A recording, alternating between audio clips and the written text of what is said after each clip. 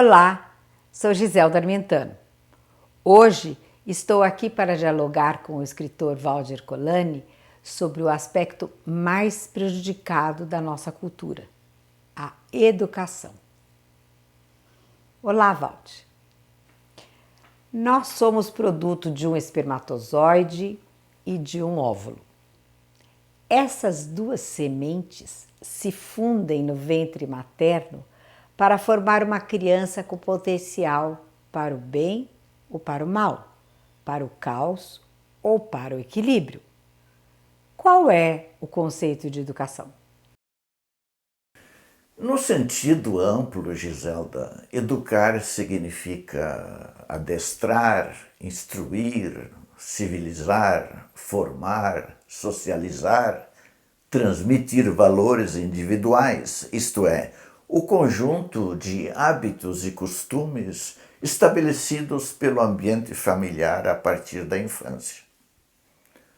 No sentido mais profundo, o conceito de educação é trazer uma pessoa para fora de si própria e mostrar o que existe além dela. Quando começa a educação? De certa forma, a educação começa assim que a criança entra no mundo, mas é no lar onde tudo acontece.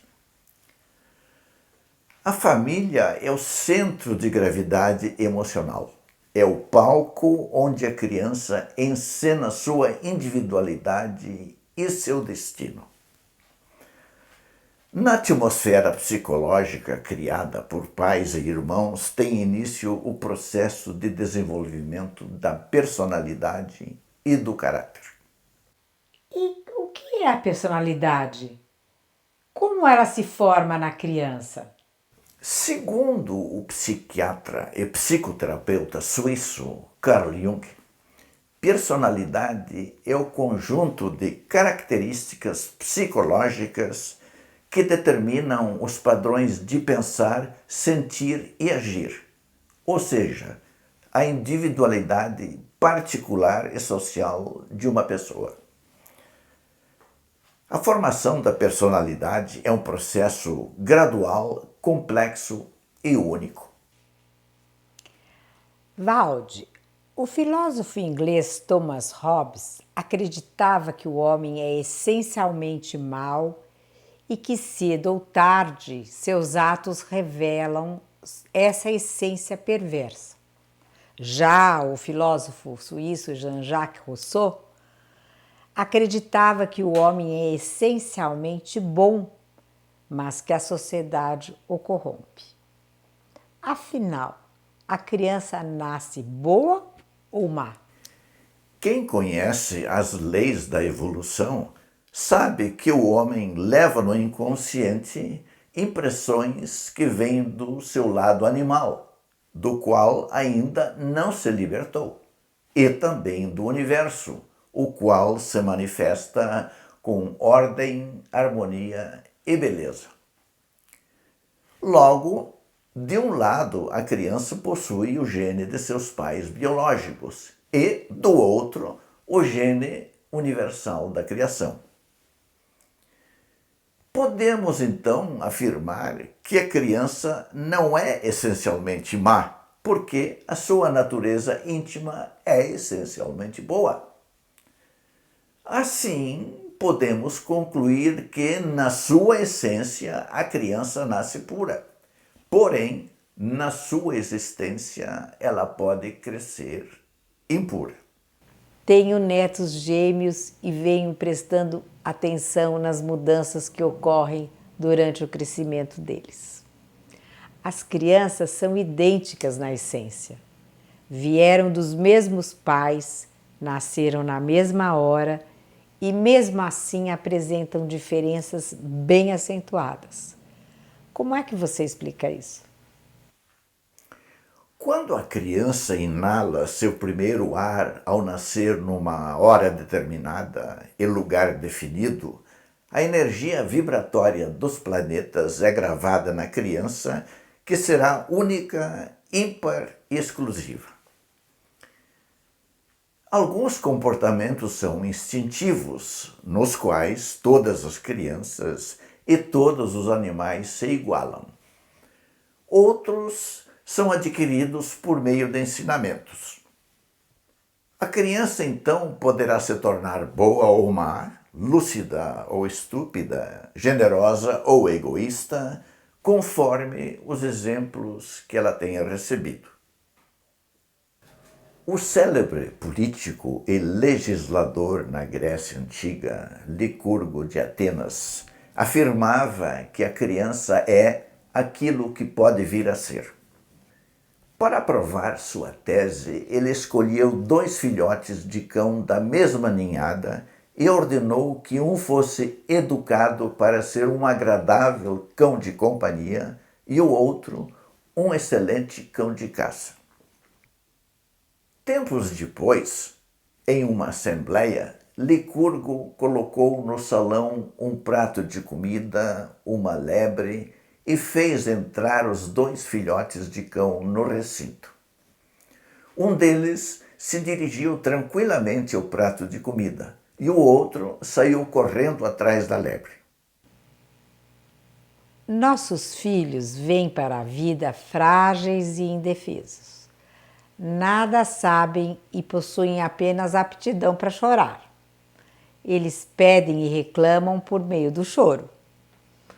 Como funciona o processo educativo?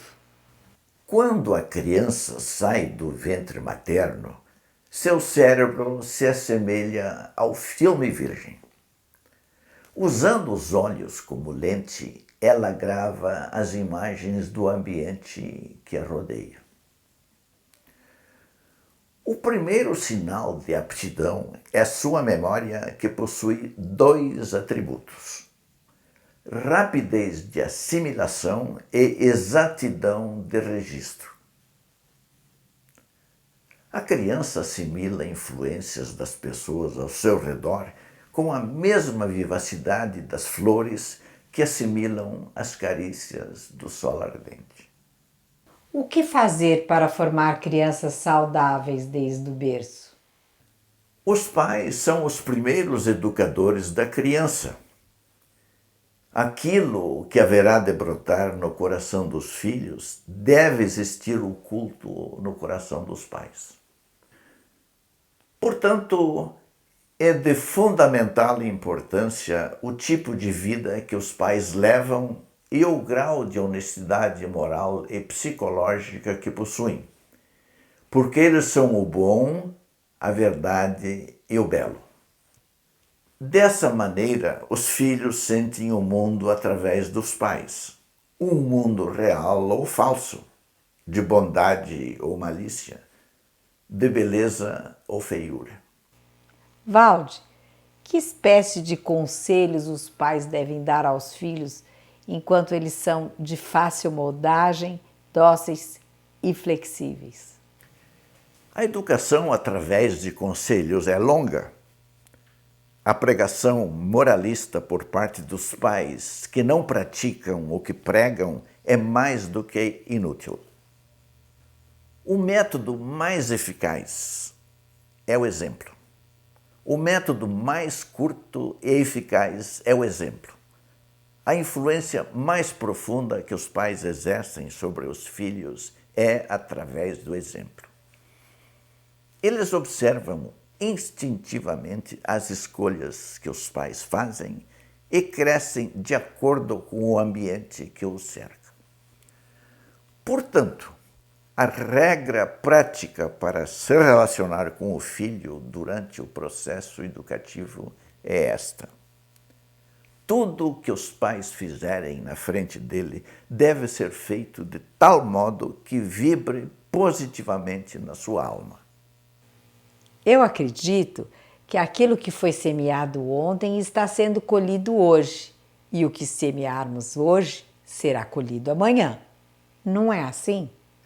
A experiência ensina ao agricultor que a terra bem adubada produzirá árvores saudáveis que darão excelentes frutos. De modo semelhante, Tudo que é ensinado diante dos filhos nos primeiros 7 anos se transformará em semente que permanecerá germinando oculta nas profundezas do ser durante muitos anos e, de algum modo, se manifestará de maneira digna até o final da vida. Assim, podemos afirmar que as impressões gravadas na infância o tempo não apaga e servirão de referência para os filhos durante a sua grande jornada terrena. Valde, mães saem do lar em busca do sucesso profissional e deixam os filhos aos cuidados de um educador. Isso é, de uma babá, da avó, de uma creche. Com o passar do tempo, essas mães percebem certas peculiaridades no modo de agir e de expressar dessas crianças que não correspondem ao que elas haviam imaginado para os seus filhos. Como você entende isso? Quando a criança deixa o abrigo aconchegante, amoroso e seguro do ventre materno, ela começa a criar imagens internas do seu ambiente externo e, em particular, das relações de apego. Assim como a gavinha da videira se agarra ao primeiro apoio que encontra, o desejo da criança é se agarrar a alguém, inicialmente a um dos pais ou a quem quer que esteja no lugar deles. Após um certo tempo, a criança começa a repetir as cenas mais familiares e que causaram uma impressão mais profunda. Existe um ditado popular que vem lá da época da minha avó, que diz o seguinte: diga-me com quem andas e eu te direi quem és. Você acha que esse ditado está superado? Podemos aplicá-lo na educação dos nossos filhos? O significado do ditado é claro. As pessoas com quem convivemos exercem um efeito poderoso sobre nós e, por isso, devemos evitar as más companhias. Conforme são as convicções das pessoas, suas opiniões e suas crenças, assim serão os seus atos. A criança, então, copia os hábitos daqueles com quem ela convive. Portanto, é de fundamental importância que a mãe escolha o educador com extremo zelo, porque é dele que virão as palavras que a criança irá ouvir e os gestos que irá imitar. Consequentemente, os pais jamais devem permitir que a criança se acostume com uma linguagem e hábitos os quais tenha de aprender novamente. Valde, nós temos a mania de querer consertar as pessoas, não é? O célebre filósofo matemático grego Pitágoras de Samos dizia que devemos educar as crianças para não precisar punir os adultos. Como é que você entende isso? Segundo Pitágoras, é mais fácil guiar o tronco de uma árvore para crescer reto do que endireitar o tronco que cresceu torto. Para o filósofo, a planta que não for estimulada por cuidados contínuos, desde a brotação até a florescência, dificilmente dará bons frutos. Sendo assim, é de total importância ensinar o bem enquanto a criança ainda está na infância, porque o cérebro é fácil de moldar, ao passo que erradicar os vícios e imperfeições que cresceram conosco é uma tarefa árdua, quase impossível. Durante a minha jornada como mãe e como pessoa, tenho percebido que algumas crianças se tornam adultos felizes e produtivos, enquanto outras crescem com algumas das suas funções prejudicadas. Como você explica isso? A boa educação é o caminho que conduz à felicidade. Uma infância segura e sadia ajuda a criar uma postura otimista em relação à vida. A criança que recebeu cuidados e foi amada tem a confiança de que o mundo é um lugar seguro e que ela pode contar com as outras pessoas para lhe proporcionar o apoio físico, intelectual e emocional de que necessita para crescer e amadurecer. Portanto, é melhor ensinar para a criança o caminho do bem, porque mesmo quando envelhecer, ela não se afastará dele. Mesmo na idade adulta, muitas pessoas não conseguem resolver seus problemas de infância. Por quê? Isso tem a ver com certos traumas. Passar por um trauma na infância geralmente resulta em consequências que podem perdurar durante a vida. A menos que os alicerces do lar estejam bem colocados, os filhos inevitavelmente serão infelizes. Valde, o que é trauma? Como podemos defini-lo? A palavra trauma é usada para descrever distúrbios causados por lesões físicas ou experiências emocionais desagradáveis que ficam gravadas na memória. A gravidade desses distúrbios depende do tipo de trauma e do apoio emocional recebido. A pessoa que passa por experiências extremamente traumáticas geralmente apresenta distúrbios na fase adulta e até mesmo na idade avançada. Então, o que causa um trauma infantil? O trauma infantil se origina de qualquer coisa que possa perturbar a sensação de segurança da criança. Isso inclui o ambiente instável ou inseguro, a separação dos pais, a doença grave prolongada, o abuso sexual, físico ou verbal, a violência doméstica e a negligência. Os traumas que causam as impressões mais profundas e difíceis de esquecer são aqueles acompanhados de castigo, dor e sofrimento. Quando a criança é espancada, a mágoa degrada o espírito e faz com que a alma se recolha amargurada. Sabe, Valde, eu gostaria de saber duas coisas sobre trauma. Quais são as consequências que o trauma produz no desenvolvimento da criança e como o trauma infantil se manifesta? As impressões do que aconteceu na infância ficam registradas na memória e a sensação de medo e desamparo é transferida para a vida adulta. Se a criança foi maltratada na infância, por exemplo, a tendência é ver a si própria como vítima e as outras pessoas como potenciais agressores. Consequentemente, um sentimento de raiva pode surgir com frequência, às vezes em situações inesperadas. Quando os medos e inseguranças ocultos mantêm a criança permanentemente atenta, pode até ocorrer insônia. Além de tudo isso, memórias perturbadoras podem assombrar a criança e provocar pesadelos.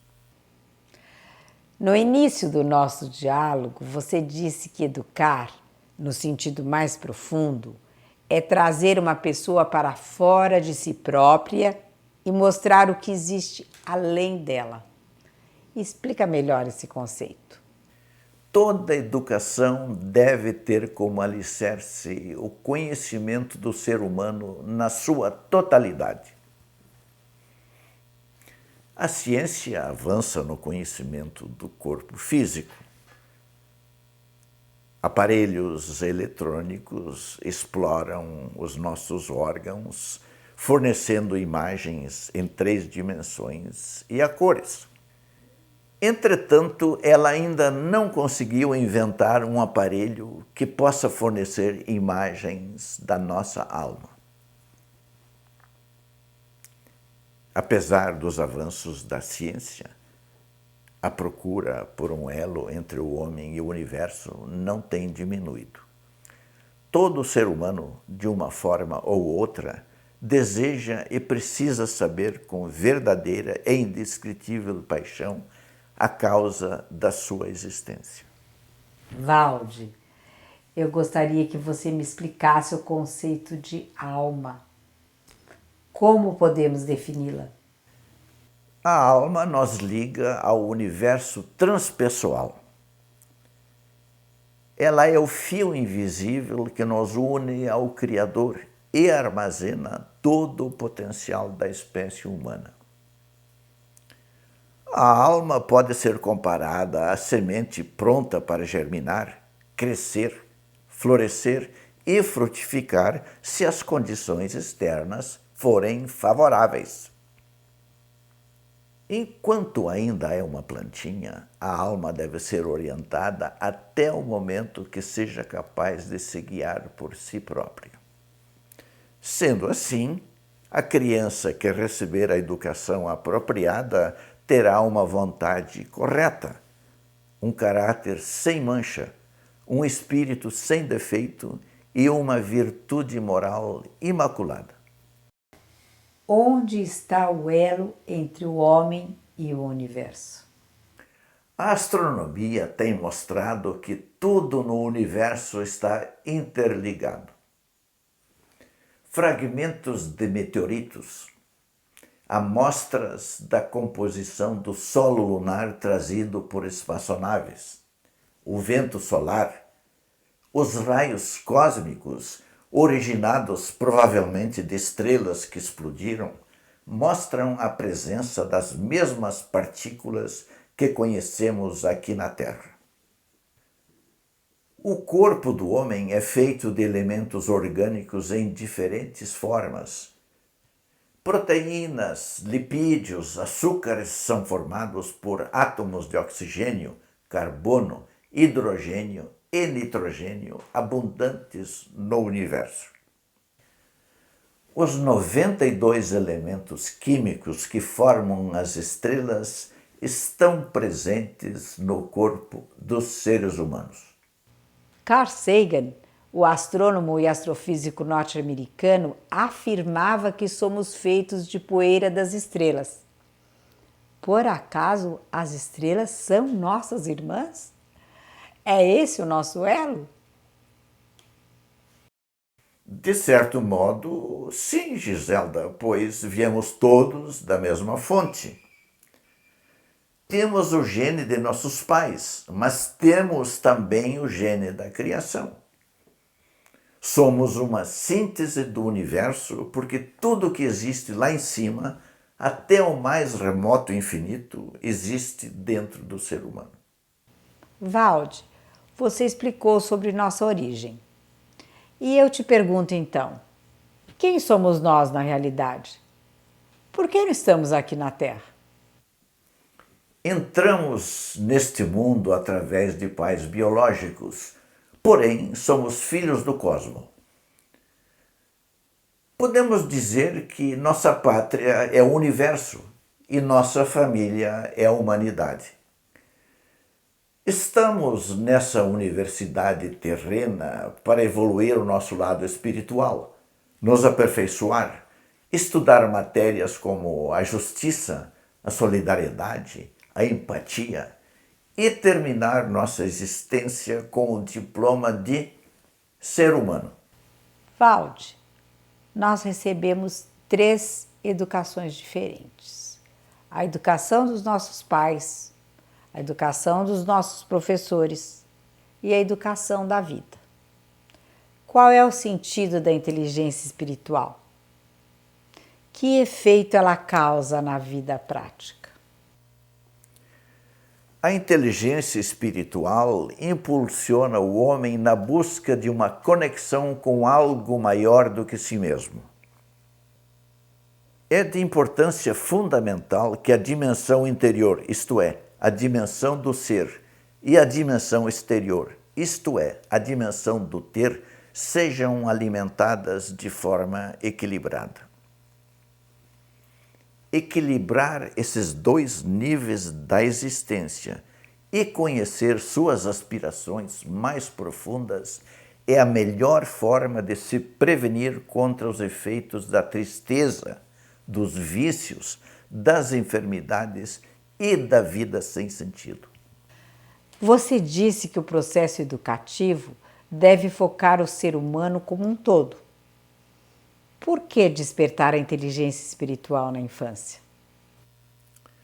O físico teórico alemão Albert Einstein afirmava que o universo de cada pessoa se resume no tamanho do seu conhecimento.